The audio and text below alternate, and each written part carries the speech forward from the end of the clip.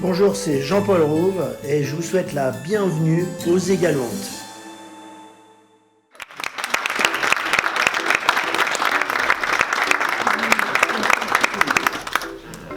Oui, donc le premier court-métrage qui s'appelle Le Ticket, qui a été tourné aux vacances de la Toussaint de l'année dernière.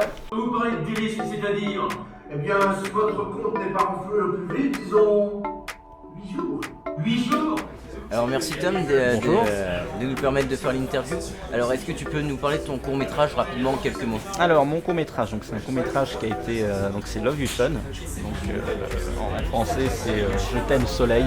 Donc ça devait paraître un petit peu bizarre comme ça, mais alors c'est un jeu de mots entre le soleil, puisque le film, une des thématiques du film c'est le réchauffement climatique, et en même temps ça parle de la thématique père-fils, donc entre un gamin qui travaille dans les champs aux États-Unis et son père. Et donc en fait ce jeune de 17 ans à peu près, qui a le même âge que moi, travaille dans les champs avec son père en 2025, donc dans un futur assez proche, vraiment enseveli par la chaleur.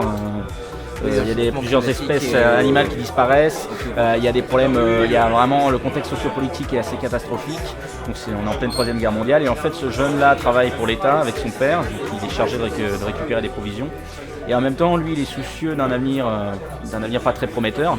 Donc en fait ce qu'il va faire, c'est qu'il va utiliser donc son appareil d'enregistrement, et en même temps il va faire la captation de son environnement. Donc... Écoute, je peux te laisser te présenter en quelques mots devant la caméra. Oui, moi je m'appelle Roger, je fais partie des Égaluantes depuis cette année.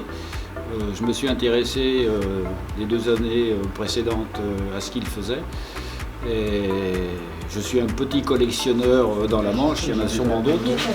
Jacques Hébert a été le maire de Cherbourg de 1959 à 1977. Il a été député de 62 à 72, mais à partir de 77, il a complètement disparu de la vie publique, par choix, vous allez comprendre dans le film pourquoi d'ailleurs, par choix personnel. Et c'est vrai qu'il a un peu aussi disparu de l'imaginaire et du collectif de Cherbourg et de sa région. Et moi, je l'ai rencontré pour un autre film, parce qu'il était maire et que le sujet l'intéressait directement.